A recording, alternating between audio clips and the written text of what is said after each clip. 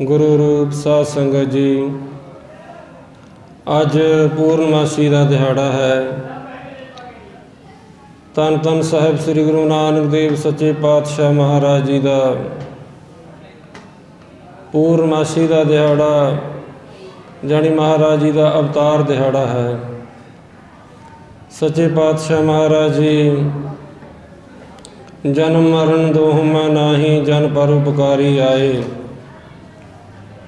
सो सच्चे पातशाह महाराज जी किसी जन्म मरण के चक्कर विच नहीं होया करते। श्री गुरु नानक देव महाराज जी प्रगट होए ने।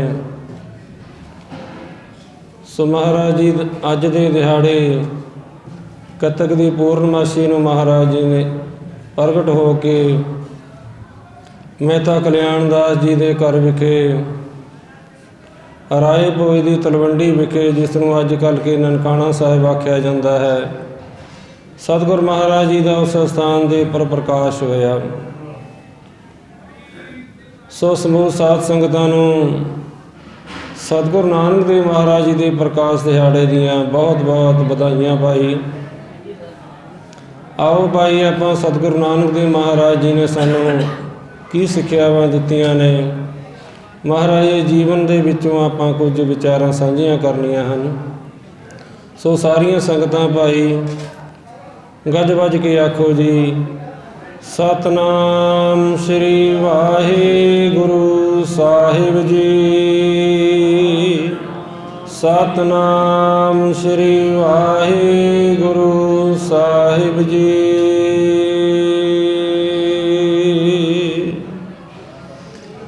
गुरु प्यारी साध संगत जी, सतगुरु नानक देव जी महाराज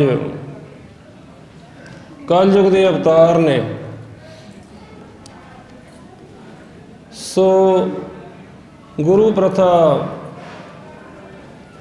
अवतारां की प्रथा जब तो ये संसार साजिया है, सतयुग के समय तो ही चलती आई है।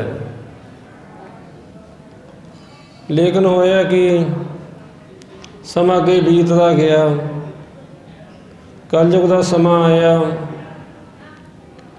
कलयुग के समय दे विच जो पाप वधिया है उसकी रूप रेखा सतगुरु नानक देव जी महाराज अपनी बाणी विच आप उचारण करते हैं। महाराज आखते ने, कल काती राजे का साई, धर्म पंख कर उडरिया, कूड़े अमावस सच चंद्रमा, दिसै नाही कह चढ़िया। हाँ भाल विकुनी होई, अंधेरे राव न कोई, विच मैं कर दुख रोई, कहो नानक किन बिद गत होई। कलयुग के वरतारा सतगुरु नानक देव जी महाराज जी आप फरमान करते हैं। महाराज ने कल काती राजे का साई, धर्म पंख कर उडरिया। जिहड़े राजे ने ये कसाईयां के न्यायी हो गए, जो कलयुग है छुरी की न्यायी।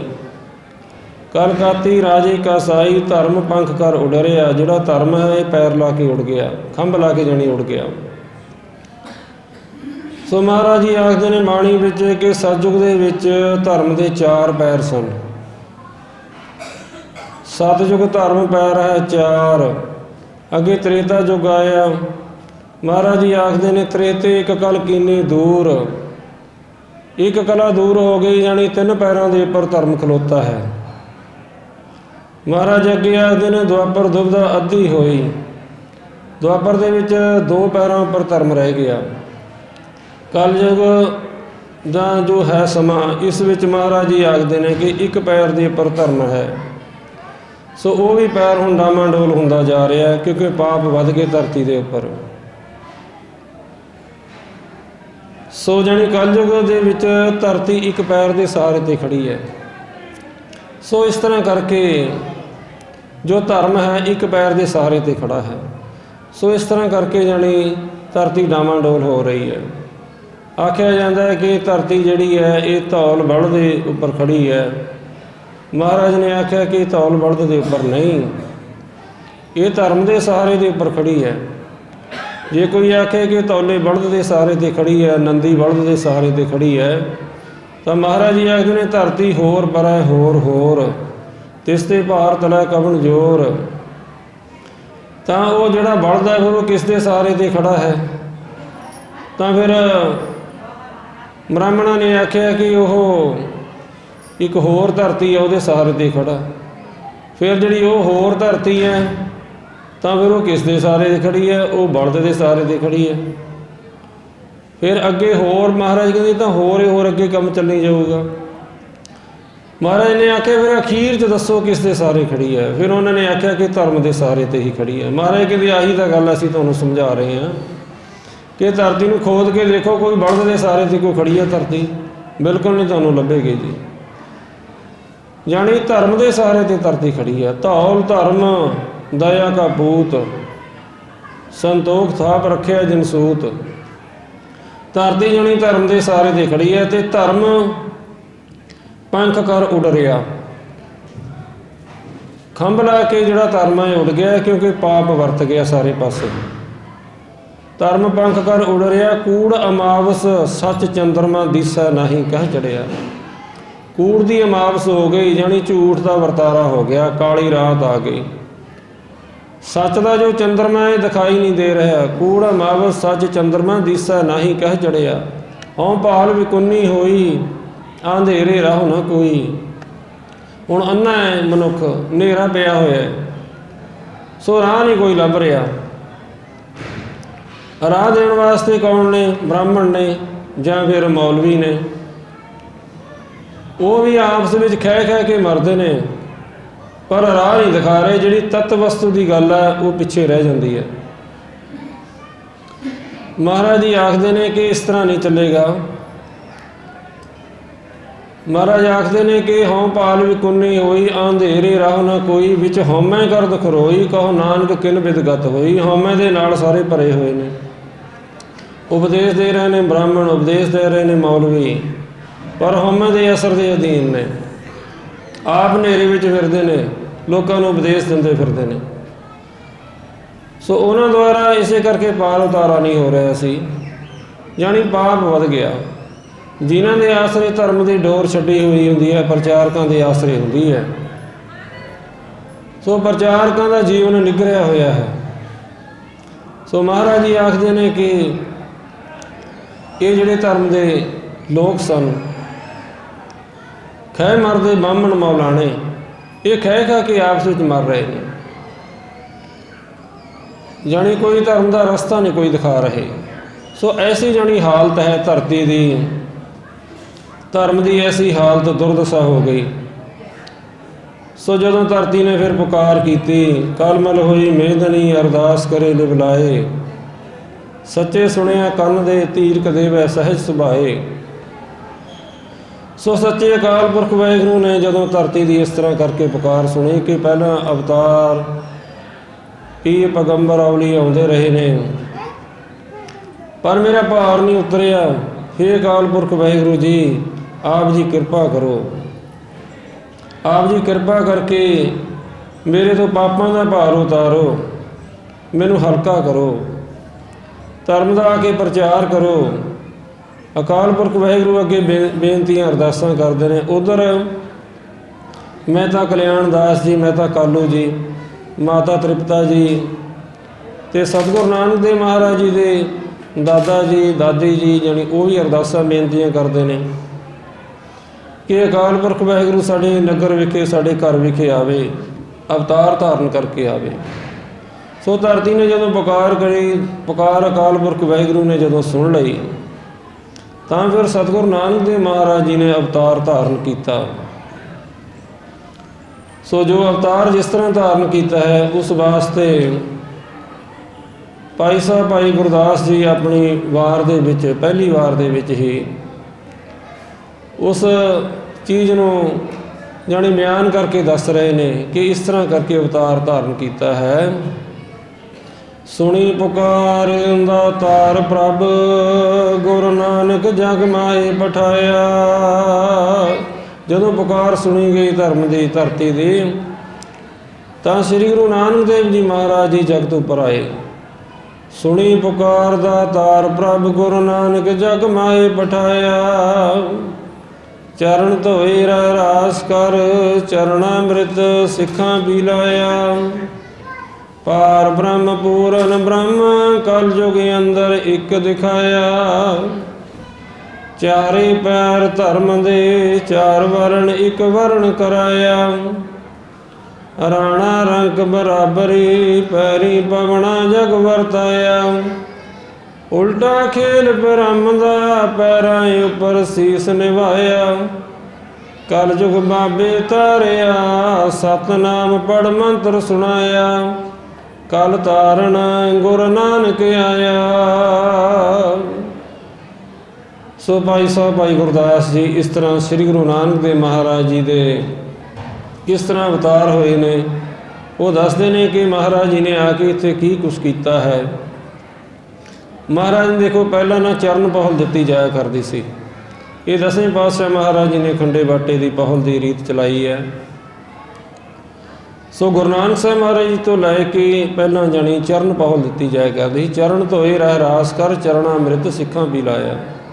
पार ब्रह्म पूर्ण ब्रह्म कल युग अंदर एक दिखाया कि एक अकाल पुरख वाहिगुरू की तुसीं भाई पूजा करनी है। बाकी होर नहीं किसी की पूजा करनी। वो सत चेतना अकाल पुरख वाहिगुरू जिहड़ा कि निरंकार है, माया तो रहत है, निरंजन है, जो जिहड़ा कि सर्वव्यापी है, सर्वव्यापी होने के बावजूद भी जिहड़ा कि सब तो निर्लेप है, ऐसा अकाल पुरख वाहिगुरू तुसीं उसकी भाई पूजा करनी है। पार ब्रह्म पूर्ण ब्रह्म कल युग अंदर एक दिखाया। महाराज ने चारे पैर धर्म दे थापे ने। चारे पैर धर्म दे चार वर्ण एक वर्ण कराया। सो चारे पैर धर्म दे किस तरह हो गए? क्योंकि ब्राह्मण अपना कारज करते सन, एक एक हो गया धर्म का पैर। खत्तरी अपना कर्म करते सन, वैस अपना कर्म करते सन, तो शूद्र अपना कर्म करते सन। जदों चारां विच निघार आ गया, महाराज ने एक नूं ही सारी जिम्मेवारी सौंप दी ते इस दे उपर मोहर लाई है। फिर जाके 10वें पातशाह ने शुरुआत श्री गुरु नानक देव महाराज जी ने की हुई है। महाराज 10वें पातशाह जी ने फिर ये फाइनल शेप जो देनी सी वो दी है खालसे नूं। चारे पैर धर्म दे चार वर्ण एक वर्ण कराया। एक वर्ण की है? एक वर्ण खालसा पंथ है।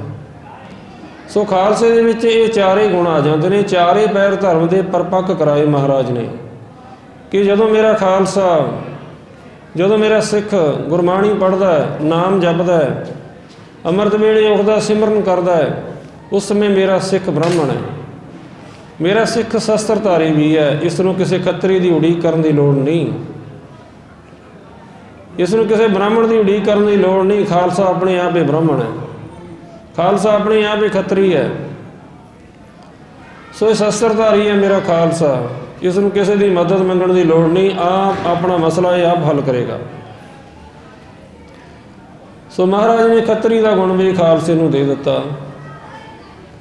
वैस का गुण हो गया, वैस वणज व्यापार करया करते सन, नौकरी पेशा चाकरी करनी, अपनी जानी किरत करनी।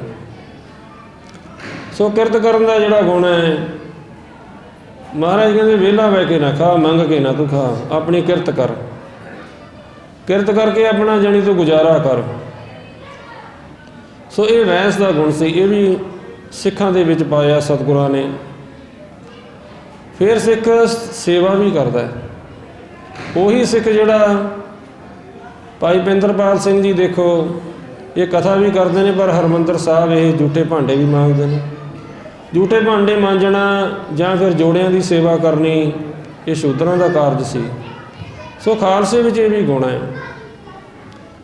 जानी इस तरह करके ये जो चारे गुण ने ये महाराज ने सिखां दे विच पा दिते कि धर्म की दे एक पैर से चारे पैर मजबूत कर दिते। सतगुरु नानक देव महाराज जी ने चारे पैर धर्म दे चार वर्ण एक वर्ण कराया। राणा रंग बराबरी पैरी पावना जग वरताया।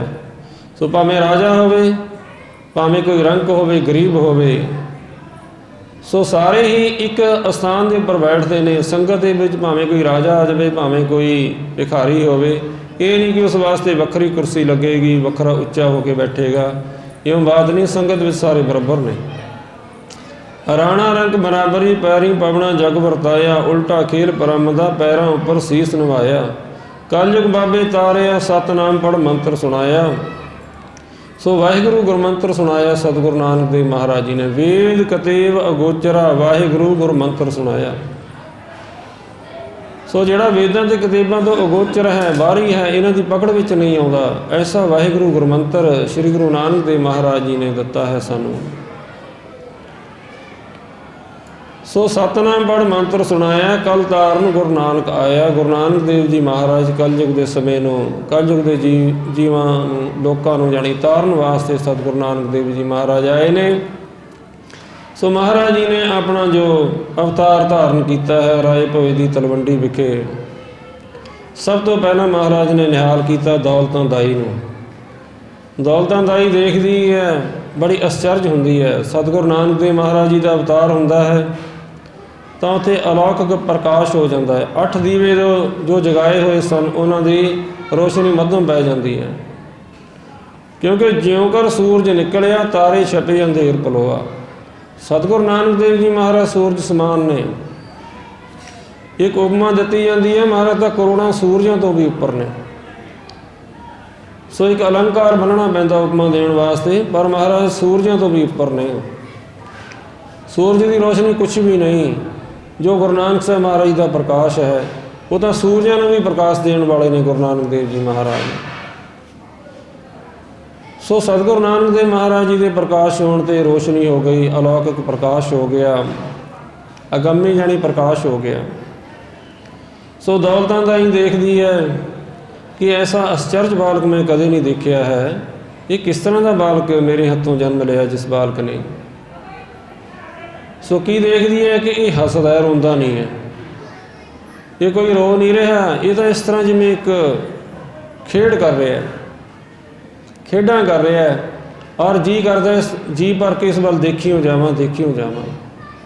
ਦੌਲਤਾਂ ਦਾਈ ਨੇ ਬਾਹਰ ਆ ਕੇ ਬਾਬਾ ਕਾਲੂ ਜੀ ਨੂੰ ਵਧਾਈਆਂ ਦਿੱਤੀਆਂ ਤਾਂ ਉਸਨੇ ਆਪਣੇ ਕੋਲੋਂ ਧਨ ਦੌਲਤ ਦੇਣੀ ਚਾਹੀ। ਉਹ ਆਖਦੀ ਹੈ ਮੈਂ ਧਨ ਦੌਲਤ ਨਹੀਂ ਲੈਣੀ, ਮੈਂ ਤ੍ਰਿਪਤ ਹੋ ਗਈ ਗੁਰੂ ਨਾਨਕ ਸਾਹਿਬ ਮਹਾਰਾਜ ਜੀ ਦੇ ਦਰਸ਼ਨ ਕਰਕੇ, ਮੇਰੀ ਕੋਈ ਇੱਛਾ ਨਹੀਂ ਹੁਣ ਰਹੀ। ਮੈਂ ਸੱਚਮੁੱਚ ਹੀ ਦੌਲਤ ਦੇ ਖਜ਼ਾਨਿਆਂ ਦੀ ਮਾਲਕ ਬਣ ਗਈ ਹਾਂ। ਮੈਂ ਪਹਿਲਾਂ ਮੇਰਾ ਇਕੱਲਾ ਨਾਮ ਸੀ ਦੌਲਤਾਂ, ਹੁਣ ਮੈਂ ਸੱਚਮੁੱਚ ਹੀ ਦੌਲਤਾਂ ਵਾਲੀ ਬਣ ਗਈ ਹਾਂ ਗੁਰੂ ਨਾਨਕ ਸਾਹਿਬ ਮਹਾਰਾਜ ਜੀ ਦੇ ਦਰਸ਼ਨ ਕਰਕੇ। ਸੋ ਉਹ ਵੀ ਮਹਾਰਾਜ ਜੀ ਦੀ ਭਗਤਣੀ ਬਣ ਗਈ, ਜਾਣੀ ਨਾਮ ਜਪਣ ਲੱਗ ਗਈ। ਮਹਾਰਾਜ ਜੀ ਦੇ ਦਰਸ਼ਨ ਕਰਕੇ ਨਿਹਾਲ ਹੋ ਗਈ। ਸੋ ਸਮਾਂ ਬੀਤਦਾ ਗਿਆ। ਮਹਾਰਾਜ ਜੀ ਕੁਝ ਉਮਰ ਵੱਡੀ ਹੋਈ। ਸੋ ਸਰੀਰਕ ਆਯੂ ਜਦੋਂ ਸੱਚੇ ਪਾਤਸ਼ਾਹ ਮਹਾਰਾਜ ਜੀ ਦੀ ਕੋਈ 6-7 ਸਾਲ ਦੀ ਹੋਈ, ਉਸ ਸਮੇਂ ਬਾਬਾ ਕਾਲੂ ਜੀ ਸੋਚਦੇ ਨੇ ਕਿ ਇਹਨਾਂ ਨੂੰ ਅਸੀਂ ਹੁਣ ਵਿੱਦਿਆ ਦੇਣ ਵਾਸਤੇ ਅਸੀਂ ਪਾਧੇ ਦੇ ਪਾਸ ਇਸ ਨੂੰ ਅਸੀਂ ਭੇਜ ਦਈਏ ਕਿ ਪਾਧਾ ਇਹਨਾਂ ਨੂੰ ਵਿੱਦਿਆ ਦੇਵੇਗਾ, ਕਿਉਂਕਿ ਮੇਰਾ ਜੋ ਕੰਮ ਹੈ ਲੇਖੇ ਜੋਖੇ ਦਾ ਕੰਮ ਹੈ। ਇਹ ਜੋ ਲੇਖੇ ਦਾ ਕੰਮ ਹੈ ਇਹ ਸਕੂਲ ਵਿੱਚ ਜਾ ਕੇ ਜਾਣੀ ਪਾਧੇ ਕੋਲ ਜਾ ਕੇ ਹੀ ਸਿੱਖਿਆ ਜਾ ਸਕਦਾ ਹੈ। ਸੋ ਇਸ ਕਰਕੇ ਸ਼੍ਰੀ ਗੁਰੂ ਨਾਨਕ ਦੇਵ ਮਹਾਰਾਜ ਜੀ ਨੂੰ ਨਾਲ ਲੈ ਕੇ ਪਾਧੇ ਦੇ ਪਾਸ ਲੈ ਗਏ। ਜੋ ਉਸ ਸਮੇਂ ਦੀ ਮਰਿਆਦਾ ਸੀ, ਕੁਝ ਮਠਿਆਈ ਲੈ ਲਈ, ਕੁਝ ਪੈਸੇ ਟਕੇ ਲੈ ਲਏ। ਮਹਾਰਾਜ ਜੀ ਨੂੰ ਲੈ ਕੇ ਪਾਧੇ ਦੇ ਸਪੁਰਦ ਕਰ ਦਿੱਤਾ। ਸੱਚੇ ਪਾਤਸ਼ਾਹ ਮਹਾਰਾਜ ਜੀ ਨੂੰ ਪੜ੍ਹਾਉਣਾ ਚਾਹਿਆ ਪਾਧੇ ਨੇ, ਤੇ ਮਹਾਰਾਜ ਜੀ ਨੂੰ ਆਖਿਆ ਕਿ ਤੁਸੀਂ ਪੜ੍ਹਾਈ ਕਰੋ। ਮਹਾਰਾਜ ਨੇ ਨੂੰ ਆਖਦੇ ਨੇ ਕਿ ਇਹ ਆ ਲਿਖੋ, ਲੇਖਾ ਲਿਖਣਾ ਸਿੱਖੋ। ਤੁਸੀਂ ਲੇਖਾ ਲਿਖੋਗੇ, ਸਿੱਖੋਗੇ ਤੁਸੀਂ ਲੇਖੇ ਨੂੰ, ਤਾਂ ਤੁਸੀਂ ਬਹੁਤ ਵਧੀਆ ਧਨ ਕਮਾਓਗੇ, ਪੈਸਾ ਕਮਾਓਗੇ। ਸੋ ਇਹ ਲੇਖਾ ਸਿੱਖਣਾ ਔਰ ਲਿਖਣਾ ਜ਼ਰੂਰੀ ਹੈ। ਸਤਿਗੁਰੂ ਨਾਨਕ ਦੇਵ ਜੀ ਮਹਾਰਾਜ ਜੀ ਆਖਦੇ ਨੇ ਕਿ ਭਾਈ ਕਿਹੜੇ ਲੇਖੇ ਦੀ ਤੁਸੀਂ ਗੱਲ ਕਰਦੇ ਹੋ। ਪਹਿਲਾਂ ਮਹਾਰਾਜ ਜੀ ਨੂੰ ਉਹਨਾਂ ਨੇ ਜੋ ਅੱਖਰੀ ਵਿੱਦਿਆ ਸੀ ਉਹ ਦੇਣੀ ਚਾਹੀ। ਮਹਾਰਾਜ ਜੀ ਪਹਿਲਾਂ ਹੀ ਬੋਲ ਦਿੰਦੇ ਨੇ। ਪਾਦਾ ਹੈਰਾਨ ਹੋ ਜਾਂਦਾ ਕਿ ਇਸ ਤਰ੍ਹਾਂ ਦਾ ਬਾਲਕ ਤਾਂ ਮੇਰੇ ਪਾਸ ਕਦੇ ਆਇਆ ਨਹੀਂ, ਕਿ ਇਹ ਤਾਂ ਪਹਿਲਾਂ ਹੀ ਸਭ ਕੁਝ ਜਾਣ ਗਿਆ, ਇਹ ਕੋਈ ਅਵਤਾਰ, ਕੋਈ ਪੀਰ ਪੈਗੰਬਰ ਔਲੀਆ ਆਇਆ ਹੈ, ਇਹ ਕੋਈ ਆਮ ਸਧਾਰਨ ਮਨੁੱਖ ਨਹੀਂ ਹੋ ਸਕਦਾ, ਕਿ ਇਹ ਤਾਂ ਸਾਰੀ ਵਿੱਦਿਆ ਨਾਲ ਦੀ ਨਾਲ ਹੀ ਦੱਸੀ ਜਾ ਰਿਹਾ, ਨਾਲ ਦੀ ਨਾਲ ਇਸ ਨੂੰ ਯਾਦ ਹੁੰਦਾ। ਸੋ ਇਸ ਤਰ੍ਹਾਂ ਕਰਕੇ ਉਸ ਦਿਨ ਗੁਰੂ ਨਾਨਕ ਦੇਵ ਜੀ ਮਹਾਰਾਜ ਫਿਰ ਵਾਪਸ ਆਪਣੇ ਘਰ ਨੂੰ ਚਲੇ ਜਾਂਦੇ ਨੇ। ਦੂਸਰੇ ਦਿਨ ਜਦੋਂ ਮਹਿਤਾ ਕਲਿਆਣ ਦਾਸ ਜੀ ਬਾਬਾ ਕਾਲੂ ਜੀ ਜਾਣੀ ਲੈ ਕੇ ਆਏ, ਤਾਂ ਪਾਦੇ ਨੇ ਆਖਿਆ ਕਿ ਇਹ ਤਾਂ ਜੀ ਬਹੁਤ ਜ਼ਿਆਦਾ ਵਿੱਦਿਆ ਜਾਣਦੇ ਨੇ, ਇਹਨਾਂ ਨੂੰ ਸਭ ਕੁਝ ਆਉਂਦਾ ਹੈ ਅਤੇ ਬੜਾ ਹੋਣਹਾਰ ਬੱਚਾ ਹੈ। ਤਾਂ ਅਗਲੇ ਦਿਨ ਹੁੰਦਾ ਕੀ ਹੈ, ਅਤੇ ਪਾਦਾ ਜੀ ਗੁਰੂ ਨਾਨਕ ਸਾਹਿਬ ਮਹਾਰਾਜ ਜੀ ਨੂੰ ਹੋਣਹਾਰ ਬੱਚਾ ਜਾਣ ਕੇ ਬਾਕੀ ਬੱਚਿਆਂ ਨਾਲੋਂ ਵੱਖਰਾ ਕਰਕੇ ਪੜ੍ਹਾਉਣ ਲੱਗਦੇ ਨੇ। ਤਾਂ ਮਹਾਰਾਜ ਜੀ ਉਸ ਸਮੇਂ ਚੁੱਪ ਕਰ ਜਾਂਦੇ ਨੇ। ਪਾਦਾ ਜੀ ਆਖਦੇ ਨੇ ਕਿ ਬੋਲੋ। ਮਹਾਰਾਜ ਜੀ ਚੁੱਪ ਕਰ ਜਾਂਦੇ ਨੇ। ਫਿਰ ਵਾਰ-ਵਾਰ ਕਹਿੰਦੇ ਨੇ ਕਿ ਆਪ ਜੀ ਲੇਖਾ ਪੱਤਾ ਸਿੱਖੋ ਅਤੇ ਆਪ ਜੀ ਦੇ ਕੰਮ ਆਏਗਾ। ਆਪ ਜੀ ਦੇ ਪਿਤਾ ਪਟਵਾਰੀ ਨੇ 20 ਪਿੰਡਾਂ ਦਾ ਜੋ ਪਰਗਣਾ ਇਹਨਾਂ ਦੇ ਪਾਸ ਹੈ, 20 ਪਿੰਡਾਂ ਦਾ ਜਾਣੀ ਲੇਖਾ ਜੋਖਾ ਇਹਨਾਂ ਦੇ ਕੋਲ ਹੈ। ਵੱਡਾ ਕੰਮ ਹੈ ਤੇਰੇ ਪਿਤਾ ਜੀ ਦਾ, ਤੂੰ ਸਿੱਖੇਂਗਾ ਅਤੇ ਪੈਸੇ ਕਮਾਏਗਾ, ਧਨ ਦੌਲਤ ਆਏਗੀ ਤੇਰੇ ਪਾਸ। ਸੋ ਤੁਹਾਨੂੰ ਇਹ ਕਾਰਜ ਜਾਣੀ ਲੇਖਾ ਸਿੱਖਣਾ ਚਾਹੀਦਾ ਹੈ। ਕਿਸ ਤਰ੍ਹਾਂ ਲੇਖਾ ਸਿੱਖਣਾ ਹੈ ਉਹ ਅਸੀਂ ਤੁਹਾਨੂੰ ਸਿਖਾਉਂਦੇ ਹਾਂ। ਮਹਾਰਾਜ ਨੇ ਆਖਿਆ ਕਿ ਕਿਹੜਾ ਲੇਖੇ ਦੀ ਗੱਲ ਕਰਦੇ ਹੋ? ਮਹਾਰਾਜ ਨੇ ਆਖਿਆ ਲੇਖੇ ਵਿੱਚ ਤਾਂ ਸਾਰਾ ਸੰਸਾਰ ਹੈ, ਸਾਰਾ ਸੰਸਾਰ ਪਹਿਲੀ ਲੇਖੇ ਦੇ ਵਿੱਚ ਹੈ। ਤੁਸੀਂ ਮੈਨੂੰ ਕੀ ਲੇਖਾ ਸਿਖਾਓਗੇ? ਜਿਹੜੇ ਲੇਖੇ ਦੀ ਤੁਸੀਂ ਗੱਲ ਕਰਦੇ ਹੋ, ਤੁਸੀਂ ਮਾਇਆ ਦੀ ਗੱਲ ਕਰਦੇ ਹੋ। ਉਸ ਵਾਸਤੇ ਸਤਿਗੁਰੂ ਨਾਨਕ ਦੇਵ ਮਹਾਰਾਜ ਜੀ ਨੇ ਆਖਿਆ ਕਿ ਮਾਇਆ ਜਿਹੜੀ ਹੈ, ਮਾਈ ਮਾਇਆ ਛਲ, ਤ੍ਰਿਣ ਕੀ ਅਗਨ ਵੇਗ ਕੀ ਛਾਇਆ, ਗੋਬਿੰਦ ਭਜਨ ਬਿਨ ਹੜਕਾ ਜਲ। ਇਹ ਮਾਇਆ ਤਾਂ ਧੋਖੇਬਾਜ਼ ਹੈ, ਧੋਖਾ ਦੇਣ ਵਾਲੀ ਹੈ। ਸੋ ਉੱਥੇ ਸਤਿਗੁਰੂ ਨਾਨਕ ਦੇਵ ਜੀ ਮਹਾਰਾਜ ਜੀ ਆਖਦੇ ਨੇ। ਸੋ ਆਪਾਂ ਸਾਰੇ ਪਿਆਰ ਨਾਲ ਜੀ ਸਰਵਣ ਕਰੋ ਅਤੇ ਨਾਲ ਦੀ ਨਾਲ ਦਾਸ ਦੇ ਬੋਲਿਓ ਜੀ। ਮਾਇਆ ਰਚਨਾ ਤੋਹ ਬਾਬਾ, ਮਾਇਆ ਰਚਨਾ ਤੋਹ, ਮਾਇਆ ਰਚਨਾ ਤੋਹ ਬਾਬਾ, ਮਾਇਆ ਰਚਨਾ ਤੋਹ।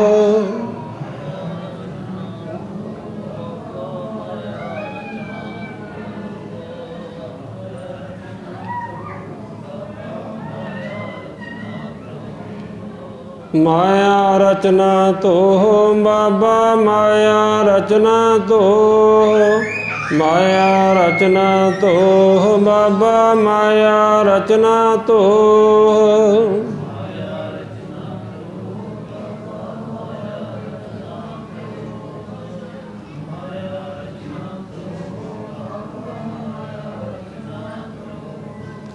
ਮਹਾਰਾਜ ਜੀ ਕਹਿੰਦੇ ਜੋ ਮਾਇਆ ਦੀ ਰਚਨਾ ਸਾਰੀ ਹੈ, ਇਹ ਪਾਦਾ ਜੀ ਇਹ ਤਾਂ ਧੋਖਾ ਦੇਣ ਵਾਲੀ ਹੈ, ਇਹ ਸਾਥ ਨਹੀਂ ਨਿਭਦੀ, ਇਹਦੇ ਪਿੱਛੇ ਲੈ ਕੇ ਬੰਦਾ ਨਾਮ ਨੂੰ ਭੁੱਲ ਜਾਂਦਾ ਹੈ।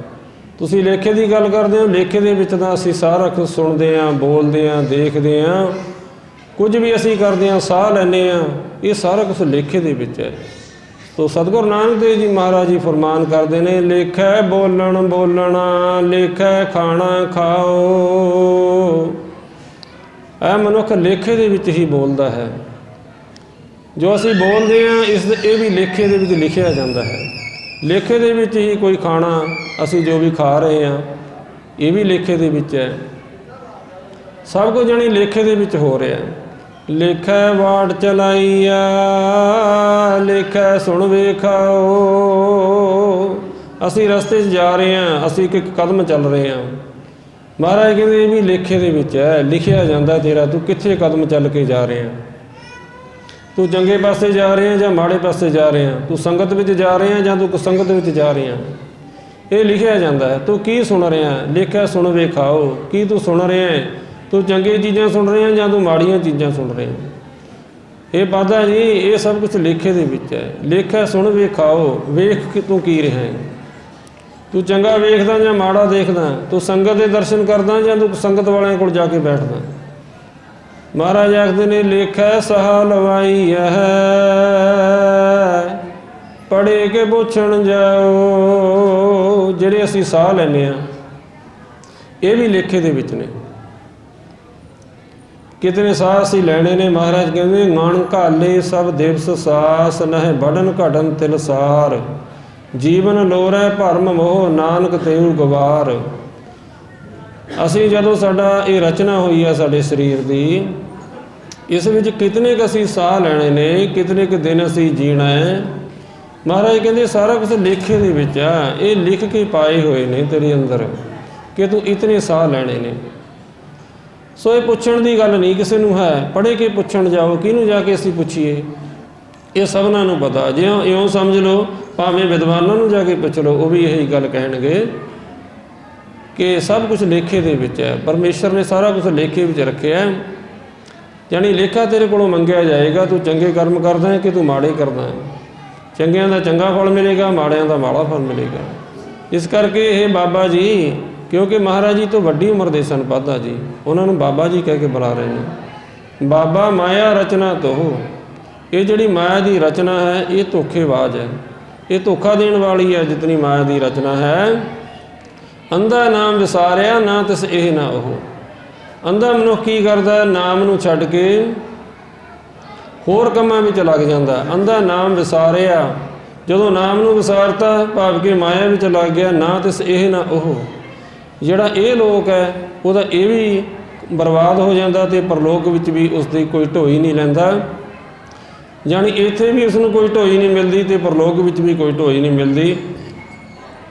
ਉਹ ਮਨੁੱਖ ਮਾੜੇ ਪਾਸੇ ਜਾਏਗਾ, ਨਰਕਾਂ ਵਿੱਚ ਜਾਏਗਾ। ਸੋ ਇਸ ਤਰ੍ਹਾਂ ਕਰਕੇ ਸਤਿਗੁਰੂ ਨਾਨਕ ਦੇਵ ਮਹਾਰਾਜ ਜੀ ਨੇ ਪਾਧੇ ਨੂੰ ਐਸਾ ਉਪਦੇਸ਼ ਦੇ ਰਹੇ ਨੇ। ਜੀਵਨ ਮਰਨ ਜਾਇ ਕੈ ਇਥੈ ਖਾਜੈ ਕਾਲ। ਕਿਸੇ ਦੇ ਘਰ ਕੋਈ ਜੰਮ ਪਿਆ ਜਾਂ ਕਿਸੇ ਦੇ ਘਰ ਕੋਈ ਮਰ ਗਿਆ। ਸੋ ਕਿਸੇ ਦੇ ਘਰ ਕਿਸੇ ਨੇ ਜਨਮ ਲੈ ਲਿਆ, ਉੱਥੇ ਜਾ ਕੇ ਵਧਾਈਆਂ ਦਿੱਤੀਆਂ ਜਾਂਦੀਆਂ ਨੇ, ਅਤੇ ਕਿਸੇ ਦੇ ਘਰ ਕੋਈ ਮਰ ਗਿਆ, ਉੱਥੇ ਬੰਦਾ ਅਫਸੋਸ ਕਰਨ ਚਲਾ ਜਾਂਦਾ। ਸੋ ਇਸੇ ਤਰ੍ਹਾਂ ਸਾਰਾ ਜਿਹੜਾ ਕਾਲ ਹੈ, ਸਾਰਾ ਜੋ ਸਮਾਂ ਹੈ, ਇਸੇ ਤਰ੍ਹਾਂ ਤੇਰਾ ਬੀਤ ਜਾਂਦਾ। ਜਾਣੀ ਸਾਰਾ ਸਮਾਂ ਖਾਧਾ ਜਾਂਦਾ, ਜਾਣੀ ਖਤਮ ਹੋ ਜਾਂਦਾ ਤੇਰਾ ਸਾਰਾ ਸਮਾਂ। ਜਿੱਥੈ ਬੈ ਸਮਝਾਈਐ ਤਿੱਥੈ ਕੋਈ ਨਾ ਚੱਲਿਓ ਨਾਲ। ਜਿੱਥੇ ਪਰਲੋਕ ਵਿੱਚ ਬਹਿ ਕੇ ਤੈਨੂੰ ਸਮਝਾਇਆ ਜਾਏਗਾ, ਤਿੱਥੈ ਕੋਈ ਨਾ ਚੱਲਿਓ ਨਾਲ। ਉੱਥੇ ਤੇਰੇ ਨਾਲ ਕਿਸੇ ਨੇ ਵੀ ਨਹੀਂ ਜਾਣਾ। ਤੂੰ ਇਕੱਲਾ ਜਾਏਗਾ। ਇੱਕ ਇਕੱਲਾ ਹੀ ਮਨੁੱਖ ਜਾਂਦਾ ਹੈ। ਉਸ ਦੇ ਕਰਮ ਜਾਂਦੇ ਨੇ ਚੰਗੇ ਜਾਂ ਮਾੜੇ। ਜੋ ਉਸਦੇ ਪਰਿਵਾਰਕ ਸੰਬੰਧੀ ਨੇ, ਕੋਈ ਨਾਲ ਨਹੀਂ ਜਾਏਗਾ। ਰੋਵਣ ਵਾਲੇ ਜੇਤੜੇ ਸਭ ਮੰਨੈ ਭੰਡ ਪਰਾਲ। ਜਿਹੜੇ ਤੇਰੇ ਸੰਬੰਧੀ ਰੋਂਦੇ ਨੇ ਉਹ ਸਾਰੇ ਇੱਥੇ ਹੀ ਰਹਿ ਜਾਣੇ ਨੇ। ਸੋ ਧੰਦਿਆਂ ਵਾਸਤੇ ਰੋਂਦੇ ਨੇ। ਬਹੁਤ ਵਧੀਆ ਸੀ ਜੀ, ਸਾਡੇ ਘਰ ਦੀ ਰਾਖੀ ਰੱਖਦਾ ਸੀ ਜੀ, ਬਹੁਤ ਅੱਛਾ ਸੀ ਜੀ ਇਹ। ਉਹ ਆਪਣੇ ਕਾਰਜਾਂ ਨੂੰ ਰੋਂਦੇ ਨੇ, ਉਹ ਮਨੁੱਖ ਨੂੰ ਨਹੀਂ ਰੋਂਦੇ। ਜੇ ਉਹੀ ਮਨੁੱਖ ਕਿਸੇ ਕੰਮ ਦਾ ਨਾ ਹੋਵੇ ਫਿਰ ਨਹੀਂ ਰੋਂਦੇ ਹੁੰਦੇ। ਵੀ ਕਹਿੰਦੇ ਨੇ ਵਧੀਆ ਹੋਏ ਤੋਂ ਖੜਾ ਛੁੱਟ ਗਿਆ, ਚਲਾ ਗਿਆ। ਮਹਾਰਾਜ ਆਖਦੇ ਨੇ ਰੋਵਣ ਵਾਲੇ ਜੇਤਰੇ ਸਭ ਬੰਨ੍ਹੈ ਪੰਡ ਪਰਾਲ। ਉਹ ਇੱਕ ਪੰਡ ਵਾਂਗੂ ਮੰਨ ਕੇ ਨਾ ਮਨੁੱਖ ਨੂੰ ਉਹ ਸ਼ਮਸ਼ਾਨ ਘਾਟ ਤੱਕ ਲੈ ਜਾਂਦੇ ਨੇ। ਨਾਲ ਮਤਲਬ ਕਿ ਹੋਰ ਪਰਾਲੀ ਹੋ ਗਈ, ਇੱਦਾਂ ਸਮਝ ਲਓ ਵੀ ਜਲਦੀ ਅੱਗ ਲੱਗ ਜਾਏਗੀ। ਇਹ ਤੇਰੇ ਜਿਹੜੇ ਨਾਲ ਦੇ ਨੇ ਨਾ ਬੰਦੇ, ਜਿਹਨਾਂ ਤੂੰ ਨਾਲ ਦੇ ਸਮਝਦਾ, ਇਹ ਪਾਂਧਾ ਜੀ, ਇਹ ਸਭ ਇਸੇ ਤਰ੍ਹਾਂ ਦੇ ਹੀ ਨੇ ਸੰਬੰਧੀ। ਇਹ ਤੇਰੇ ਨਾਲ ਨਹੀਂ ਨਿਭਣੇ। ਅੱਗੇ ਲੇਖਾ ਤੈਨੂੰ ਇਕੱਲੇ ਨੂੰ ਦੇਣਾ ਪੈਣਾ। ਲੇਖਾ ਤਾਂ ਤੈਨੂੰ ਅੱਗੇ ਜਾ ਕੇ ਦੇਣਾ ਪਏਗਾ। ਇੱਥੇ ਤੂੰ ਕਿਹੜੇ ਲੇਖੇ ਦੀਆਂ ਗੱਲਾਂ ਕਰਨਾ। ਤਾਂ ਬਾਦੇ ਨੇ ਆਖਿਆ ਕਿ ਪਰਮੇਸ਼ਰ ਦਾ ਨਾਮ ਫਿਰ ਉਹੀ ਸਭ ਤੋਂ ਸ੍ਰੇਸ਼ਟ ਹੈ। ਮਹਾਰਾਜ ਨੇ ਆਖਿਆ ਸਭ ਤੋਂ ਸ੍ਰੇਸ਼ਟ ਪਰਮੇਸ਼ਰ ਦਾ ਨਾਮ ਹੈ।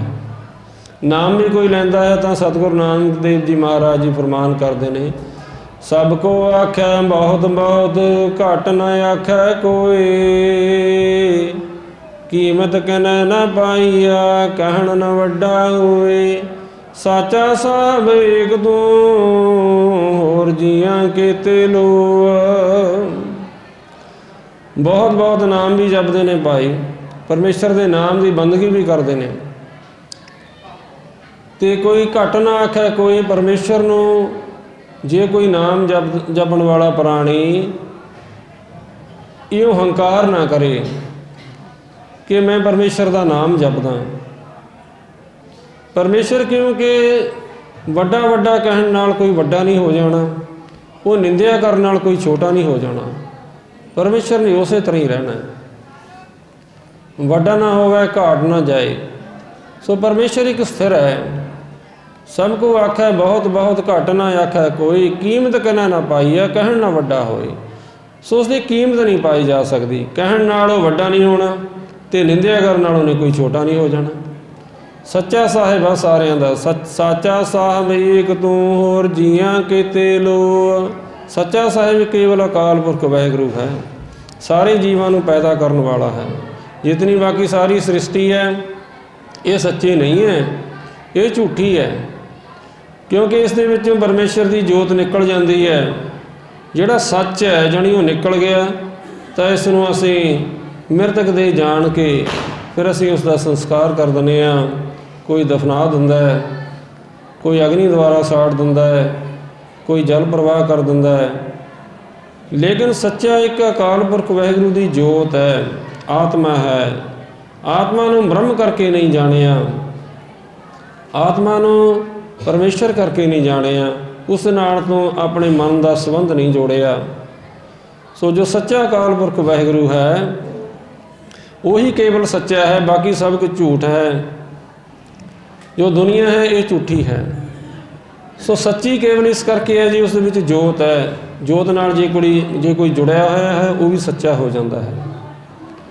ਸੋ ਮਹਾਰਾਜ ਨੇ ਆਖਿਆ ਕਿ ਸੱਚਾ ਸਾਹਿਬ ਕੇਵਲ ਅਕਾਲ ਪੁਰਖ ਵਾਹਿਗੁਰੂ ਹੈ। ਤਾਂ ਇਸ ਚੀਜ਼ ਨੂੰ ਦੇਖ ਕੇ ਪਾਦਾ ਜੀ ਫਿਰ ਨਿਮਰਤਾ ਦੇ ਵਿੱਚ ਆਇਆ। ਨਿਮਰਤਾ ਵਿੱਚ ਆ ਕੇ ਸੋਚਦਾ ਕਿ ਮੈਂ ਤਾਂ ਸਾਰੀ ਜ਼ਿੰਦਗੀ ਮਾਇਆ ਵਿੱਚ ਖੱਪ ਖੱਪ ਕੇ ਹੀ ਆਪਣੀ ਬਤੀਤ ਕਰ ਲਈ ਹੈ। ਮੈਂ ਹੁਣ ਲਾਭ ਲੈ ਲਵਾਂ ਗੁਰੂ ਨਾਨਕ ਦੇਵ ਮਹਾਰਾਜ ਜੀ ਤੋਂ। ਦੇਖੋ ਇਹ ਬਹੁਤ ਵੱਡੀ ਨਿਮਰਤਾ ਚਾਹੀਦੀ ਹੈ। ਉਸਤਾਦ ਹੈ ਗੋਪਾਲ ਪਾਦਾ ਜੀ। ਗੋਪਾਲ ਪਾਦੇ ਜੀ ਉਸਤਾਦ ਜੋ ਇੱਕ ਆਪਣੇ ਸੇਵਕ ਦੇ ਚੇਲੇ ਦੇ ਕੋਲੇ ਝੁਕ ਜਾਵੇ, ਬਹੁਤ ਵੱਡੀ ਗੱਲ ਹੈ। ਅਸੀਂ ਸਕੂਲਾਂ 'ਚ ਜਾਂਦੇ ਹਾਂ, ਕੋਈ ਟੀਚਰ ਆਪਣੇ ਬੱਚੇ ਦੇ ਅੱਗੇ ਥੋੜ੍ਹੀ ਝੁਕਦਾ। ਉਸ ਵਿੱਚ ਬਹੁਤ ਵੱਡੀ ਨਿਮਰਤਾ ਚਾਹੀਦੀ ਹੈ ਝੁਕਣ ਵਾਸਤੇ। ਸੋ ਗੋਪਾਲ ਪਾਦਾ ਜੀ ਨੇ ਦੇਖਿਆ ਕਿ ਗੁਰੂ ਨਾਨਕ ਸਾਹਿਬ ਜੀ ਮਹਾਰਾਜ ਮਹਾਨ ਨੇ, ਇਹ ਕੋਈ ਅਵਤਾਰੀ ਪੁਰਸ਼ ਨੇ, ਮੈਨੂੰ ਇਸ ਤੋਂ ਲਾਹਾ ਲੈਣਾ ਚਾਹੀਦਾ ਹੈ। ਸੋ ਉਹਨਾਂ ਨੇ ਸੋਚਿਆ ਕਿ ਇਹ ਸੱਚੇ ਪਾਤਸ਼ਾਹ ਮਹਾਰਾਜ ਜੀ ਕਿਰਪਾ ਕਰਕੇ ਮੈਨੂੰ ਦੱਸੋ ਮੈਂ ਕੀ ਕਰਾਂ। ਮਹਾਰਾਜ ਜੀ ਨੇ ਆਖਿਆ ਕਿ ਤੂੰ ਸੰਗਤ ਕਰਿਆ ਕਰ ਭਾਈ। ਦੇਖੋ ਜੋ ਆਪਾਂ ਹੁਣ ਸੰਗਤ ਕਰ ਰਹੇ ਹਾਂ ਇਸ ਦਾ ਫਲ ਬਹੁਤ ਵੱਡਾ ਹੈ। ਮਹਾਰਾਜ ਨੇ ਪਾਦੇ ਨੂੰ ਆਖਿਆ ਤੂੰ ਸੰਗਤ ਕਰਿਆ ਕਰ। ਤਾਂ ਪਾਂਦਾ ਜੀ ਨੇ ਆਖਿਆ ਕਿ ਮੈਂ ਕਿਸ ਦੀ ਸੰਗਤ ਕਰਾਂ। ਤਾਂ ਸਤਿਗੁਰੂ ਨਾਨਕ ਦੇਵ ਮਹਾਰਾਜ ਜੀ ਨੇ ਆਖਿਆ ਕਿ ਜਿਹੜੇ ਨਿਮਰਤਾ 'ਚ ਰਹਿੰਦੇ ਨੇ, ਜਿਹੜੇ ਨੀਵੇਂ ਬਣ ਕੇ ਰਹਿੰਦੇ ਨੇ, ਨੀਚ ਬਣ ਕੇ ਜੋ ਰਹਿੰਦੇ ਨੇ, ਜਿਨ੍ਹਾਂ ਦੇ ਮਨ ਵਿੱਚ ਔਰ ਤਨ ਵਿੱਚ ਬੁੱਧੀ ਦੇ ਵਿੱਚ ਨਿਮਰਤਾ ਭਰੀ ਹੋਈ ਹੈ, ਤਾਂ ਉਹਨਾਂ ਦੀ ਸੰਗਤ ਕਰਿਆ ਕਰ। ਸੋ ਸਤਿਗੁਰੂ ਨਾਨਕ ਦੇਵ ਮਹਾਰਾਜ ਜੀ ਇਸ ਤਰ੍ਹਾਂ ਕਰਕੇ ਫਿਰ ਫਰਮਾਨ ਕਰਦੇ ਨੇ, ਨੀਚਾਂ ਅੰਦਰ ਨੀਚ ਜਾਤ, ਨੀਚੀ ਹੁਵਤ ਨੀਚ,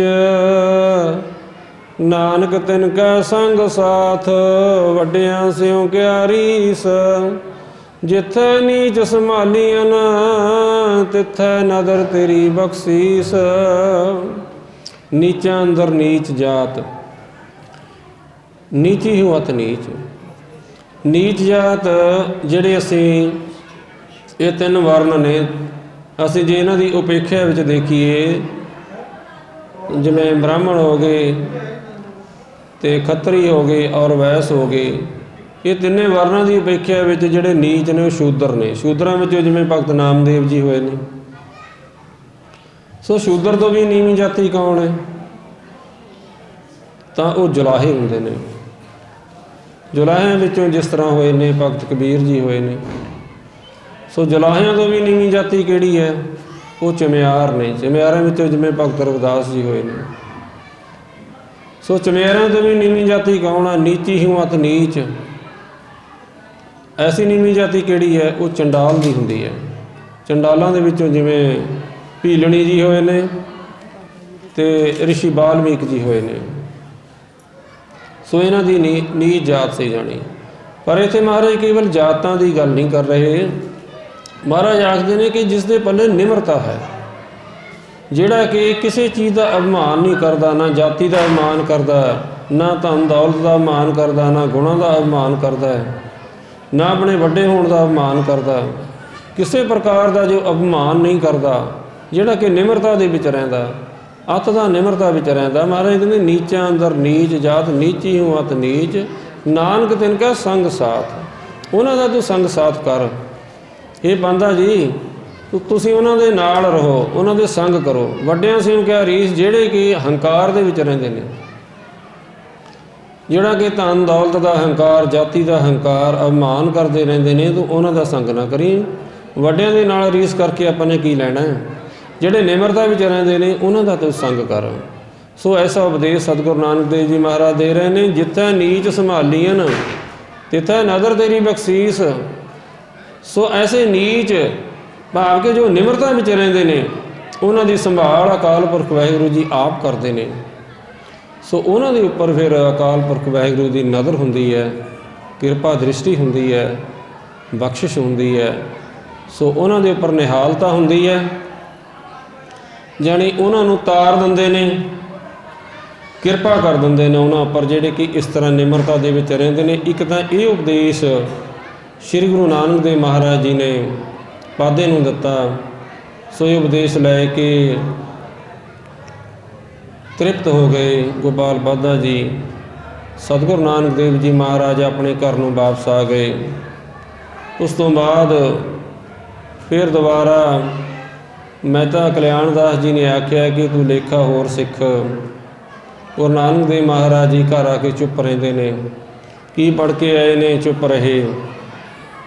ਸੋ ਉਸ ਤੋਂ ਅੱਗੇ ਜਦੋਂ ਫਿਰ ਦੁਬਾਰਾ ਭੇਜਿਆ ਸਤਿਗੁਰੂ ਨਾਨਕ ਦੇਵ ਮਹਾਰਾਜ ਜੀ ਨੂੰ ਗੋਪਾਲ ਪਾਂਧੇ ਦੇ ਪਾਸ, ਤਾਂ ਫਿਰ ਗੋਪਾਲ ਪਾਂਧੇ ਨੇ ਫਿਰ ਦੁਬਾਰੇ ਗਿਆ ਅਤੇ ਪਿਤਾ ਜੀ ਕਹਿ ਰਹੇ ਨੇ ਕਿ ਤੂੰ ਪੜ੍ਹਾਈ ਕਰ, ਤੂੰ ਲੇਖਾ ਜੋਖਾ ਸਿੱਖ, ਤੂੰ ਪਹਾੜੇ ਸਿੱਖ, ਆਉਂਟੇ ਸਿੱਖ ਤੋਂ ਉਹਨਾਂ ਦੇ ਵਿੱਚੋਂ ਤੈਨੂੰ ਲੇਖਾ ਜੋਖਾ ਆਏਗਾ, ਤੂੰ ਗਣਿਤ ਦੀ ਵਿੱਦਿਆ ਜਾਣੀ ਤੂੰ ਸਿੱਖ। ਸੋ ਉਸ ਵਿੱਦਿਆ ਨੂੰ ਸਿੱਖ ਕੇ ਤੈਨੂੰ ਪਟਵਾਰੀ ਦਾ ਕੰਮ ਆ ਜਾਏਗਾ, ਤੂੰ ਪਿਤਾ ਦਾ ਕੰਮ ਸਾਂਭ ਲਏਗਾ। ਪਿਤਾ ਤੇਰੇ ਬਜ਼ੁਰਗ ਹੁੰਦੇ ਜਾ ਰਹੇ ਨੇ, ਫਿਰ ਵੀ ਤੂੰ ਕੁਝ ਨਾ ਕੁਝ ਸਿੱਖ ਲੈ। ਮੈਂ ਜਾਣਦਾ ਕਿ ਸਤਿਗੁਰੂ ਨਾਨਕ ਦੇਵ ਮਹਾਰਾਜ ਜੀ ਆਪ ਜੀ ਨੂੰ ਸਿੱਖਣ ਦੀ ਲੋੜ ਨਹੀਂ ਹੈ, ਪਰ ਫਿਰ ਵੀ ਜੋ ਮੇਰੀ ਡਿਊਟੀ ਬਣਦੀ ਹੈ, ਮੇਰਾ ਕਹਿਣਾ ਫਰਜ਼ ਬਣਦਾ ਆਪ ਜੀ ਨੂੰ, ਕਿਉਂਕਿ ਆਪ ਜੀ ਦੇ ਪਿਤਾ ਜੀ ਮੇਰੇ ਪਾਸ ਆਪ ਜੀ ਨੂੰ ਸਪੁਰਦ ਕਰਕੇ ਗਏ ਨੇ। ਮੈਂ ਆਪ ਜੀ ਨੂੰ ਤਾਂ ਕਹਿ ਰਿਹਾ ਕਿ ਆਪ ਜੀ ਲੇਖਾ ਸਿੱਖੋ, ਲੇਖਾ ਲਿਖਣਾ ਸਿੱਖੋ ਕਿ ਕਿਸ ਤਰ੍ਹਾਂ ਲੇਖਾ ਲਿਖਣਾ ਹੈ। ਸੋ ਉਸ ਨੂੰ ਜਾਣੋ। ਮਹਾਰਾਜ ਜੀ ਨੇ ਆਖਿਆ ਕਿ ਭਾਈ ਤੈਨੂੰ ਲੇਖਾ ਲਿਖਣਾ ਆਉਂਦਾ, ਤੂੰ ਲੇਖਾ ਲਿਖਣਾ ਜਾਣਦਾ ਹੈ। ਤਾਂ ਪਾਂਧਾ ਜੀ ਨੇ ਆਖਿਆ ਮਹਾਰਾਜ ਕਿਹੜਾ ਲੇਖੇ ਦੀ ਗੱਲ ਕਰਦੇ ਹੋ ਤੁਸੀਂ? ਮੈਂ ਸਾਰਾ ਕੁਛ ਜਾਣਦਾ ਹੀ ਹਾਂ, ਮੈਨੂੰ ਵਿੱਦਿਆ ਆਉਂਦੀ ਹੈ, ਮੈਂ ਗਣਿਤ ਦੀ ਵਿੱਦਿਆ ਦਾ ਮਹਾਨ ਵਿਦਵਾਨ ਹਾਂ ਮੈਂ। ਮਹਾਰਾਜ ਜੀ ਕਹਿੰਦੇ ਇਹ ਲੇਖਾ ਤਾਂ ਤੇਰੇ ਕਿਸੇ ਕੰਮ ਨਹੀਂ ਆਉਣਾ, ਇਹ ਦਰਗਾਹ ਦੇ ਵਿੱਚ ਨਹੀਂ ਜਾਣਾ, ਦਰਗਾਹ ਵਿੱਚ ਇਸ ਲੇਖੇ ਨੇ ਤੇਰੇ ਕਿਸੇ ਵੀ ਕੰਮ ਨਹੀਂ ਆਉਣਾ ਹੈ। ਤਾਂ ਉਹ ਨਿਮਰਤਾ ਦੇ ਵਿੱਚ ਆ ਜਾਂਦਾ ਹੈ ਕਿ ਸੱਚੇ ਪਾਤਸ਼ਾਹ ਮਹਾਰਾਜ ਜੀ ਮੈਨੂੰ ਫਿਰ ਆਪ ਜੀ ਲੇਖਾ ਲਿਖਣਾ ਸਿਖਾਓ। ਮਹਾਰਾਜ ਜੀ ਫਿਰ ਪਾਂਧੇ ਨੂੰ ਆਖਦੇ ਨੇ ਇਹੋ ਲੇਖਾ ਲਿਖ ਜਾਣ ਬਾਬਾ, ਇਹੋ ਲੇਖਾ ਲਿਖ ਜਾਣ, ਇਹੋ ਲੇਖਾ ਲਿਖ ਜਾਣ ਬਾਬਾ, ਇਹੋ ਲੇਖਾ ਲਿਖ ਜਾਣ।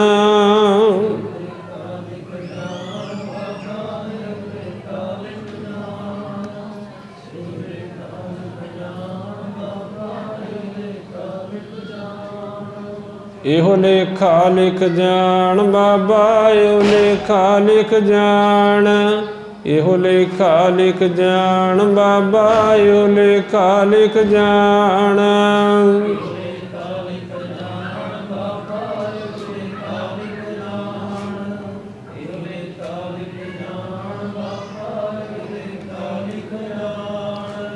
ਜਿੱਥੈ ਲੇਖਾ ਮੰਗੀਐ, ਜਿੱਥੈ ਲੇਖਾ ਮੰਗੀਐ,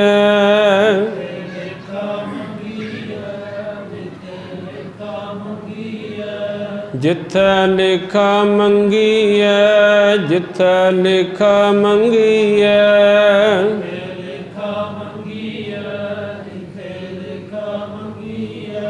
तिथै होए सच्चा निशान। बाबा यो लेखा लिख जान, यो लेखा लिख जान। बाबा यो लेखा लिख जान।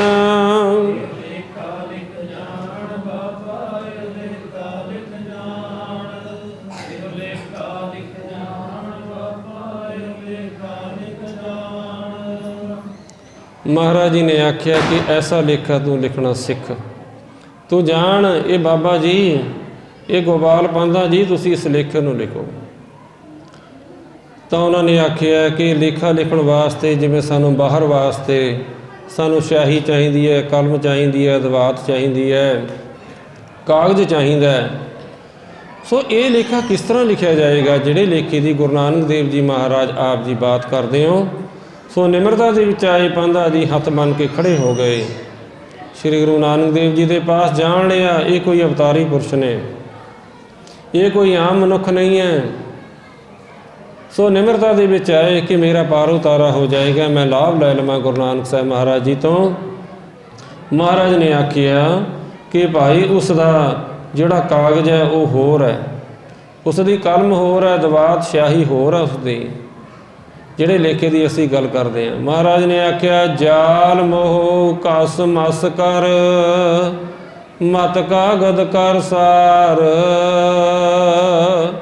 महाराज ने आख्या जिहड़ा मोह आ ना तेरा, अपने परिवार का मोह, बच्चों का मोह, पत्नी का मोह, रिश्तेदारों का मोह, महाराज आखते ने इसनूं जाल दे तूं, जाल मोह कस मस कर, ये जल जाएगा, इसका कोला बन जाएगा, भाव कि इसनूं तू जाल दे। मस कर, मस किहड़ी मस आख्या जाता स्याही नूं। सो मस की होगी जिहड़ा कि बार बार परमेश्वर का विचार करना, परमेश्वर का चिंतन करना, परमेश्वर का सिमरन करना, ऐसी तू मस तैयार कर। मत कागद कर सार, श्रेष्ठ, सार तो भाव हुंदा श्रेष्ठ, श्रेष्ठ जो आत्म विषैणी बुद्धि का तू कागज बना, श्रेष्ठ मत का तू कागज बना। ऐसी आत्म विषैणी बुद्धि का कागज होएगा तो मोह नूं जाल के तेरा ये जोड़ी स्याही है ये फिर तैयार हो जाएगी। सो उसनूं लिखण वास्ते फिर सानूं कलम चाहिदी है। पादा जी नूं दस्सिया महाराज ने कि उसके लिखण वास्ते जिहड़ी कलम है वो भी अगम्मी कलम हुंदी है। महाराज आखदे ने भाओ कलम कर चित लेखारी, गुर पुछ लिख विचार। महाराज कहते प्रेम की कलम नाल लिखा जाएगा। सो ये जिहड़ा लेखा कोई एवं कह दे कि मैं लेखा लिखण जानदा, पहलां असीं अपने आप नूं वाचीए कि असीं अपने परिवार के मोह तो उपर उठे हैं, असीं नहीं उठे हैगे मोह तो उपर। जाणी भाव कि असीं मोह नूं नहीं जालिया है। जदों मोह नूं जालिया नहीं है तो स्याही नहीं तैयार होनी, श्रेष्ठ मत नहीं होएगी, तो कागज नहीं तैयार होएगा, तो असीं ये लेखा नहीं लिख सकते। साढ़े अंदर परमेश्वर का नाम का लेखा नहीं लिखा जाना। हर हर अखर मन में लेख। सो ऐसा जो लेखा है नाम का लेखा, उस वास्ते सतगुरु नानक देव जी महाराज जी फरमान करते ने, जानी ऐसा वो किरपा हुई पाधे के उपर, वो महाराज के बचन सरवण करता जाता है और बचनों नूं नाल दी नाल हिरदे विच धारण करता जाता है। क्योंकि वचन सुनाउण वाले सतगुरु नानक देव जी महाराज करोड़ां ब्रह्मंडां दे मालक ने। महाराज जी आखदे ने भाओ कलम कर चित लेखारी, प्रेम दी तू एक कलम तैयार कर, तेरे मन दे विच जानी प्रेम पैदा होवे ते चित तेरा लिखारी होवे। जिहड़ा शुद्ध चित्त है ये लिखारी बने। फिर लिखना की है, महाराज कहते गुर पुछ लिख विचार, गुरु नूं पुछ के लिख। लिखना की है गुरु तेनों दसूगा उहदे उपर लिखना की है। उस उपर लिखना है लिख नाम सलाह लिख, लिख अंत न पारावार। महाराज ने आख्या पादे नूं कि नाम लिख। आओ भाई आप भी कोशिश करिए नाम लिखण दी। ਸਾਰੇ ਜੀ ਬੋਲੋ ਜੀ ਪਿਆਰ ਦੇ ਨਾਲ। ਸਤਨਾਮ ਸਤਨਾਮ ਸਤਨਾਮ ਜੀ। ਵਾਹਿਗੁਰੂ ਵਾਹਿਗੁਰੂ ਵਾਹਿਗੁਰੂ ਜੀ।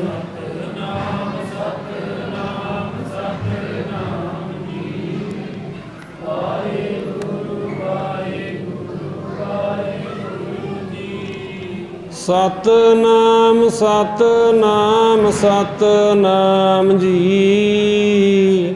ਵਾਹਿਗੁਰੂ ਵਾਹਿਗੁਰੂ ਵਾਹਿਗੁਰੂ ਜੀ। ਸਤਨਾਮ ਸਤਨਾਮ ਸਤਨਾਮ ਜੀ। ਵਾਹਿਗੁਰੂ ਵਾਹਿਗੁਰੂ ਵਾਹਿਗੁਰੂ ਜੀ। ਮਹਾਰਾਜ ਆਖਦੇ ਨੇ ਲਿਖ ਨਾਮ। ਇੱਕ ਤਾਂ ਤੂੰ ਨਾਮ ਲਿਖ ਆਪਣੇ ਅੰਦਰ, ਅੰਦਰ ਨਾਮ ਲਿਖਣਾ। ਉਸ ਵਾਸਤੇ ਮਹਾਰਾਜ ਨੇ ਸਾਰਾ ਦੱਸਤਾ ਕਿ ਪ੍ਰੇਮ ਦੀ ਤੇਰੇ ਹੱਥ ਵਿੱਚ ਜਾਣੀ ਪ੍ਰੇਮ ਦੀ ਜੋ ਕਲਮ ਹੋਵੇ ਤੇ ਚਿੱਤ ਤੇਰਾ ਲਿਖਾਰੀ ਬਣੇ। ਆਹ ਹੱਥ ਨਹੀਂ, ਚਿੱਤ ਤੇਰਾ ਲਿਖੇ, ਅੰਦਰ ਅੰਤਰਾਤਮੇ ਚਿੱਤ ਲਿਖੇ। ਚਿੱਤ ਅੰਦਰ ਦੇ ਵਿੱਚ ਲਿਖ ਦੇਵੇ ਵਾਹਿਗੁਰੂ ਵਾਹਿਗੁਰੂ ਵਾਹਿਗੁਰੂ। ਰਸਨਾ ਤੋਂ ਅਸੀਂ ਬੋਲਦੇ ਹਾਂ, ਉਹ ਨਾਲ ਚਿੱਤ ਅੰਦਰ ਲਿਖੇ। ਚਿੱਤ ਅੰਦਰ ਵਿੱਚ ਜੋ ਲਿਖ ਦੇਗਾ ਕਿ ਵਾਹਿਗੁਰੂ ਲਿਖੇ ਪ੍ਰੇਮ ਦੇ ਨਾਲ। ਲਿਖਣਾ ਕਿੱਥੇ ਹੈ? ਮਹਾਰਾਜ ਕਹਿੰਦੇ ਆਪਣੀ ਬੁੱਧੀ ਦੇ ਉੱਪਰ ਲਿਖੋ। ਕਿਉਂਕਿ ਜਿਹੜਾ ਸਾਡਾ ਮਨ ਹੈ, ਸਾਡਾ ਮਨ ਦੌੜਦਾ ਹੈ। ਮਨ ਦੌੜੇ ਹੋਏ ਮਨ ਨੂੰ ਕੰਟਰੋਲ ਵਿੱਚ ਕੌਣ ਲੈ ਕੇ ਆਉਂਦਾ? ਸਾਡੀ ਬੁੱਧੀ ਲੈ ਕੇ ਆਉਂਦੀ ਹੈ। ਬੁੱਧੀ ਕਹਿੰਦੀ ਹੈ, ਮਨ ਕਹਿੰਦਾ ਮੈਂ ਉੱਧਰ ਦੌੜ ਜਾਵਾਂ, ਉੱਧਰ ਦੌੜ ਜਾਵਾਂ। ਬੁੱਧੀ ਕਹਿੰਦੀ ਹੈ ਨਹੀਂ, ਉੱਧਰ ਦੌੜਨਾ ਤੇਰੇ ਵਾਸਤੇ ਠੀਕ ਨਹੀਂ। ਇਹ ਤੂੰ ਕੀ ਕਰਦਾ? ਤੂੰ ਮਾੜੇ ਕਰਮ ਵਿੱਚ ਤੂੰ ਕਿਉਂ ਜਾ ਰਿਹਾ? ਅੰਦਰ ਹੀ ਅੰਦਰ ਫਿਰ ਯੁੱਧ ਚੱਲਦਾ ਹੈ। ਮਨ ਕਹਿੰਦਾ ਮੈਂ ਦੌੜਨਾ ਹੈ, ਬੁੱਧੀ ਕਹਿੰਦੀ ਹੈ ਨਹੀਂ ਤੂੰ ਦੌੜਨਾ।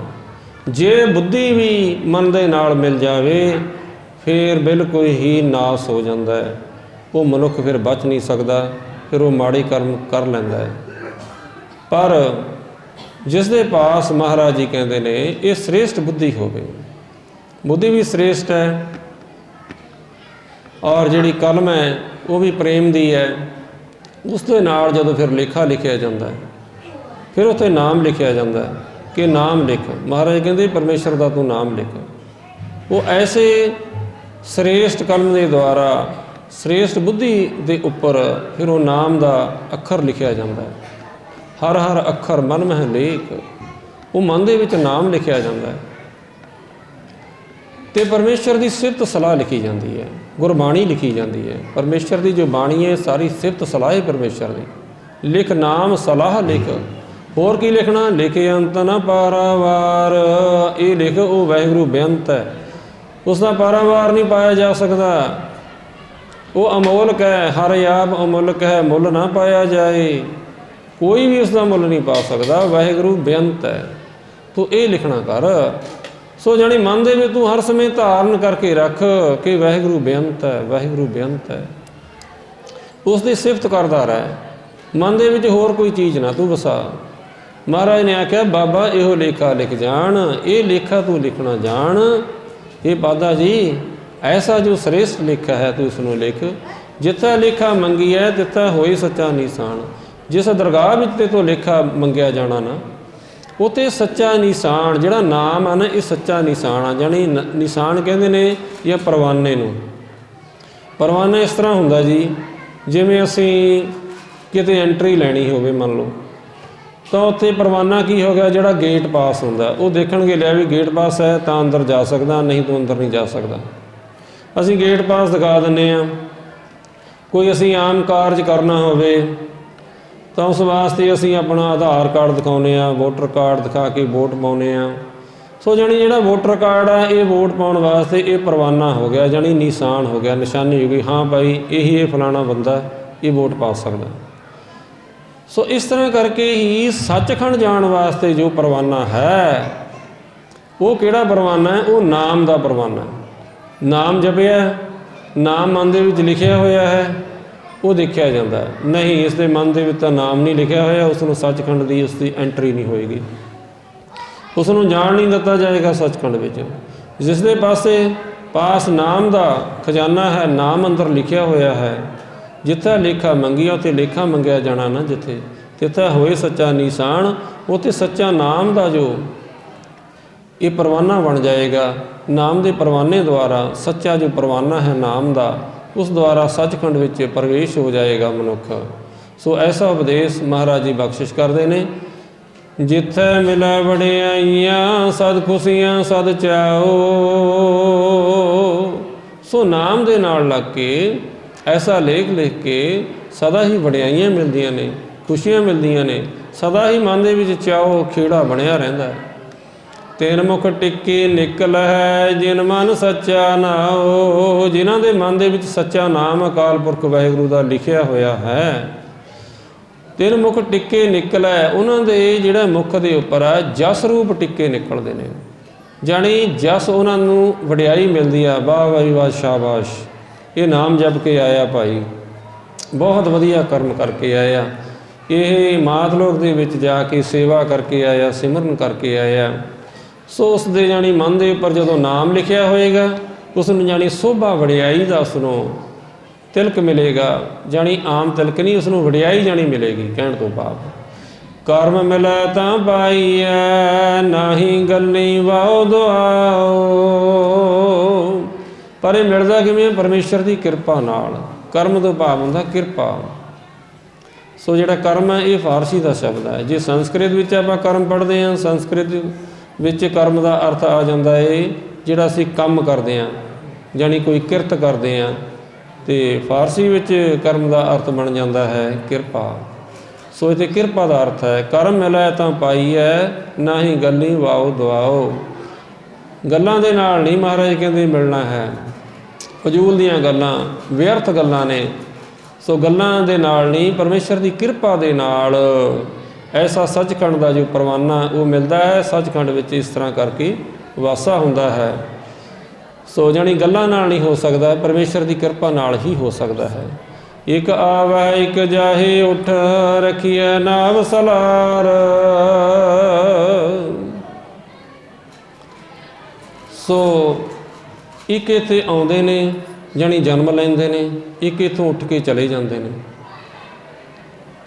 ਅਤੇ ਇੱਕ ਇਹਨਾਂ ਦੇ ਜਿਹੜੇ ਨਾਮ ਨੇ ਉਹ ਸਲਾਰ ਭਾਵ ਕਿ ਵੱਡੇ ਸਰਦਾਰ, ਉਹਨਾਂ ਦੇ ਨਾਮ ਲਿਖਿਆ ਜਾਂਦਾ ਕਿ ਵੱਡੇ ਲੋਕ ਨੇ ਭਾਈ, ਇਹ ਚੌਧਰੀ ਨੇ ਜੀ, ਇਹ ਮੰਤਰੀ ਨੇ ਜੀ, ਇਹ ਜਾਣੀ ਵੱਡੇ ਲੋਕ ਨੇ, ਇਹ ਵੱਡੇ ਕੋਈ ਆਫਿਸਰ ਨੇ ਜੀ ਇਹ।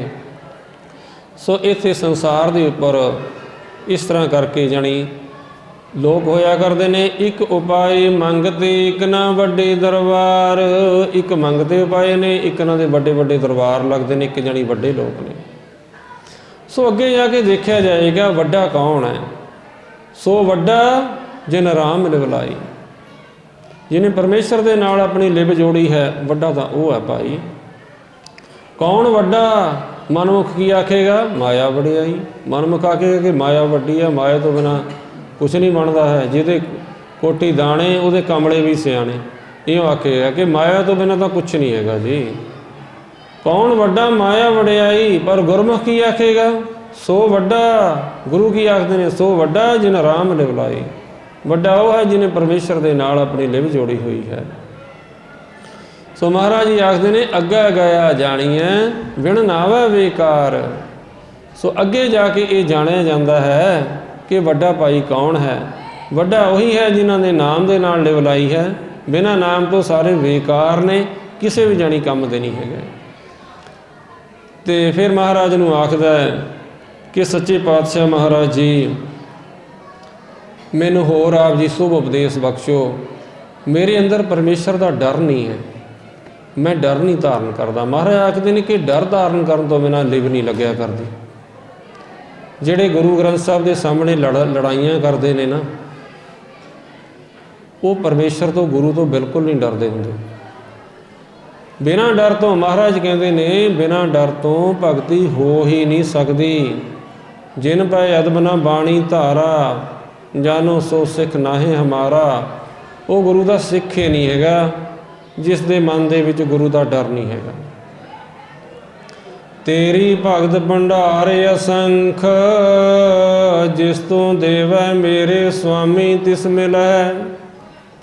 ਜਿਸ ਕੈ ਮਸਤਕ ਗੁਰ ਹਾਥ, तिस हृदय हर गुण टिकै। हृदय हर गुण टिकै तिसकै,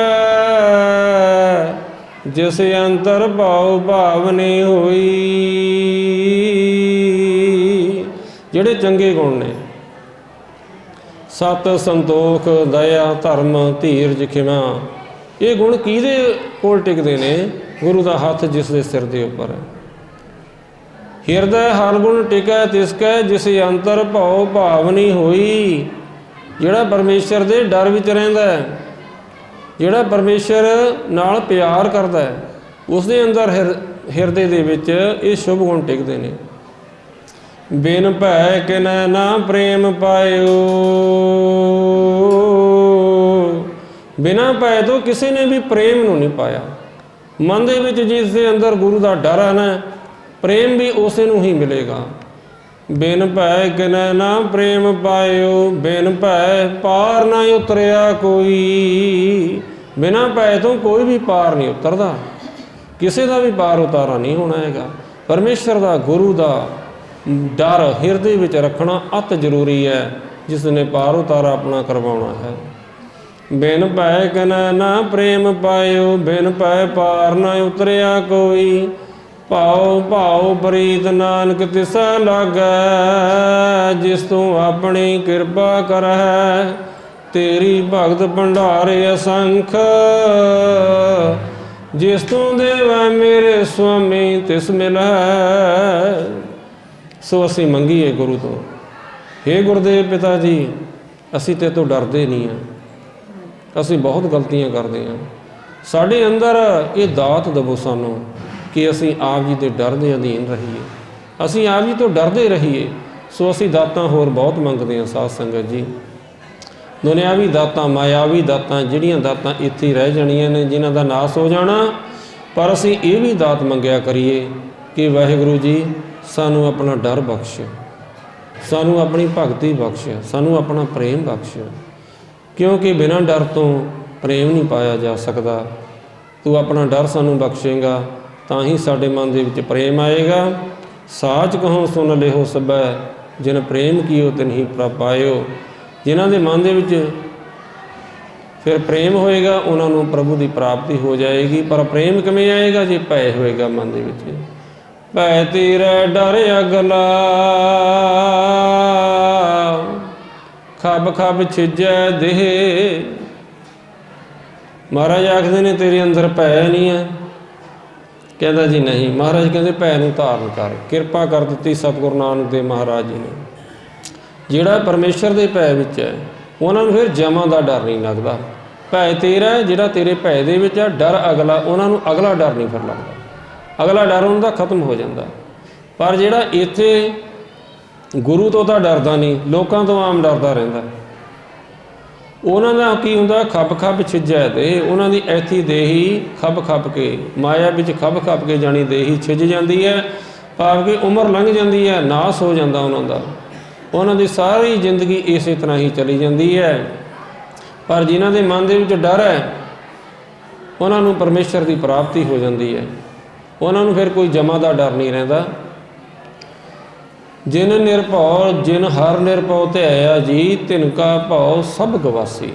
ਉਹਨਾਂ ਦਾ ਸਾਰਿਆਂ ਦਾ ਸਾਰਾ ਭਾਉ ਉਹਨਾਂ ਦਾ ਖਤਮ ਹੋ ਜਾਂਦਾ ਹੈ, ਜਿਨ੍ਹਾਂ ਨੇ ਨਿਰਭਉ ਅਕਾਲ ਪੁਰਖ ਵਾਹਿਗੁਰੂ ਨੂੰ ਜਪਿਆ ਹੈ।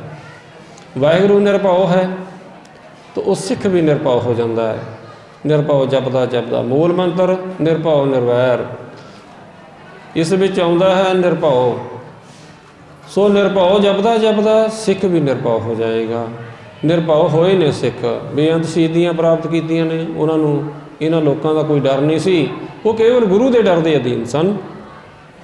ਔਰ ਜਿਹੜਾ ਗੁਰੂ ਤੋਂ ਡਰਦਾ ਹੈ, ਅਕਾਲ ਪੁਰਖ ਵਾਹਿਗੁਰੂ ਤੋਂ ਡਰਦਾ ਹੈ, ਉਹਨਾਂ ਦਾ ਸੱਚਖੰਡ ਵਿੱਚ ਵਾਸਾ ਹੋ ਜਾਂਦਾ ਹੈ। ਨਾਮ ਜਨਾ ਸੁਲਤਾਨ ਖਾਨ ਹੁੰਦੇ ਡਿੱਠੇ ਖੇ।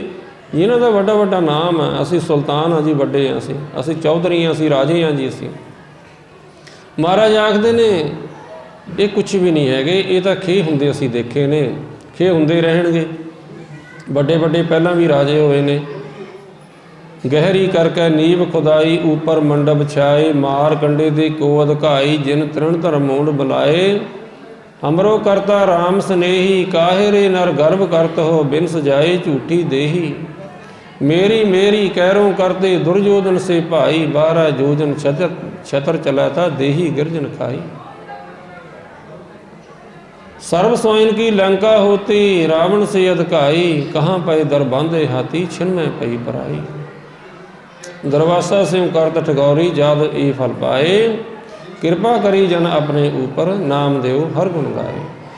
सो जानी ਵੱਡੇ ਵੱਡੇ ਹੋਏ ਨੇ, ਰਾਵਣ ਵੱਡਾ ਹੋਇਆ, ਦੁਰਯੋਧਨ ਵੱਡਾ ਹੋਇਆ। ਮਹਾਰਾਜ ਕਹਿੰਦੇ ਨਾਮ ਜਨਾ ਸੁਲਤਾਨ ਖਾਨ ਹੁੰਦੇ, ਡਿੱਠੇ ਖੇ ਹੋ ਗਏ, ਮਿੱਟੀ ਨਾਲ ਮਿੱਟੀ ਮਿਲ ਗਈ। ਨਾਨਕ ਉਠੀ ਚੱਲਿਆ, ਸਭ ਕੂੜੇ ਟੁੱਟੇ ਨੇ। ਇਹ ਕੂੜੇ ਨੇ, ਕੂੜੇ ਪਿਆਰ, ਝੂਠੇ ਪਿਆਰ ਜਾਣੀ ਇਹ ਸਾਰੇ ਟੁੱਟ ਜਾਂਦੇ ਨੇ, ਜਾਣੀ ਇੱਥੇ ਹੀ ਰਹਿ ਜਾਂਦੇ ਨੇ। ਸੋ ਮਨੁੱਖ ਇੱਥੋਂ ਉੱਠ ਕੇ ਚਲਾ ਜਾਂਦਾ ਆਪਣਾ ਲੇਖਾ ਦੇਣ ਵਾਸਤੇ। ਸੋ ਜੇ ਲੇਖਾਂ ਦੇ ਵਿੱਚ ਨਾਮ ਨਹੀਂ ਲਿਖਿਆ, ਫਿਰ ਉਸ ਨੂੰ ਨਰਕਾਂ ਦਾ ਵਾਸਾ ਹੁੰਦਾ ਹੈ, ਟੇਢੀਆਂ ਜੂਨਾਂ ਵਿੱਚ ਉਸ ਦਾ ਵਾਸਾ ਹੁੰਦਾ ਹੈ। 84 ਲੱਖ ਜੂਨ ਜਿਹੜੀ ਕਿ ਤਿਰਕਾਰ ਜੂਨਾਂ ਵੀ ਨੇ, ਉਹਨਾਂ ਵਿੱਚ ਉਸ ਦਾ ਵਾਸਾ ਹੋਏਗਾ।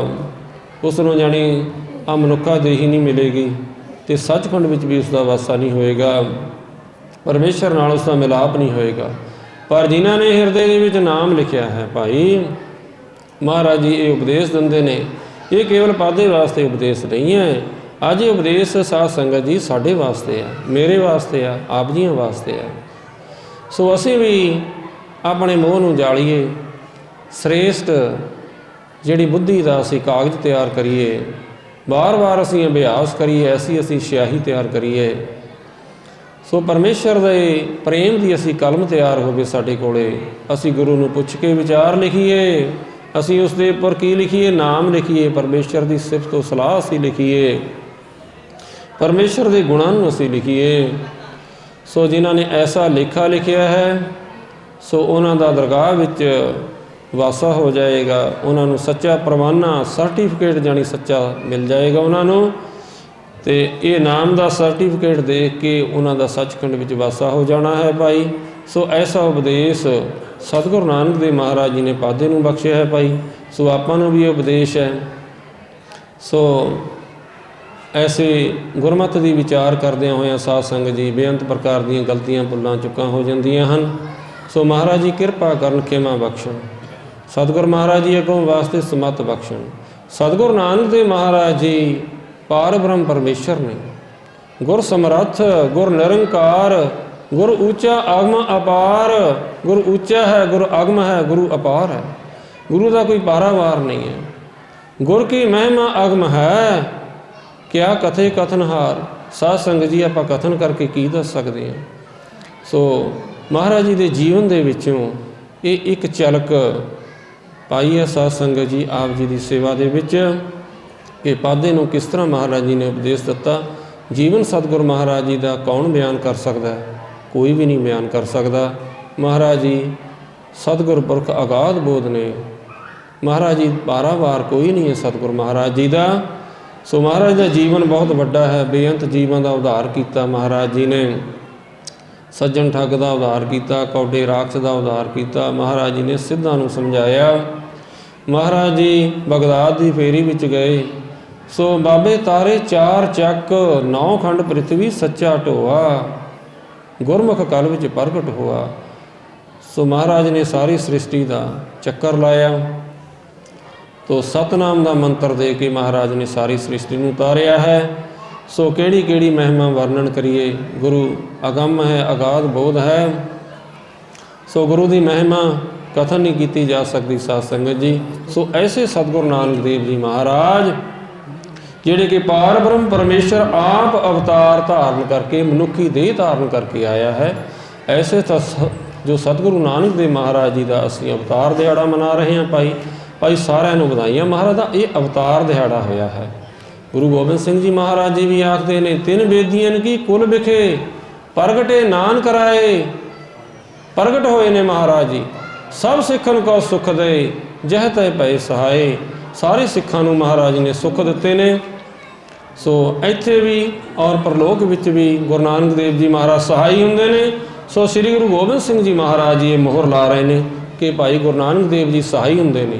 ਅਸੀਂ ਗੁਰੂ ਨਾਨਕ ਦੇਵ ਮਹਾਰਾਜ ਜੀ ਦਾ ਅਸੀਂ ਓਟ ਆਸਰਾ ਲਈਏ ਭਾਈ। ਸਤਿਗੁਰੂ ਨਾਨਕ ਦੇਵ ਮਹਾਰਾਜ ਜੀ ਦੇ ਅਸੀਂ ਚਰਨਾਂ ਨਾਲ ਭਾਈ ਜੁੜੇ ਰਹੀਏ।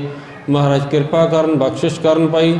ਸਾਰੀਆਂ ਸੰਗਤਾਂ ਨੂੰ ਮਹਾਰਾਜ ਜੀ ਨਾਮ ਬਾਣੀ ਸੇਵਾ ਸਿਮਰਨ ਨਾਲ ਜੋੜ ਕੇ ਰੱਖਣ ਜੀ। ਸੋ ਬੋਲਦਿਆਂ ਹੋਏ ਗਲਤੀਆਂ ਭੁੱਲਾਂ ਚੁੱਕਾਂ ਦੀ ਖਿਮਾ ਬਖਸ਼ਣਾ ਜੀ। ਸਾਧ ਸੰਗਤ ਜੀ ਮਹਾਰਾਜ ਜੀ ਖਿਮਾ ਬਖਸ਼ਣ।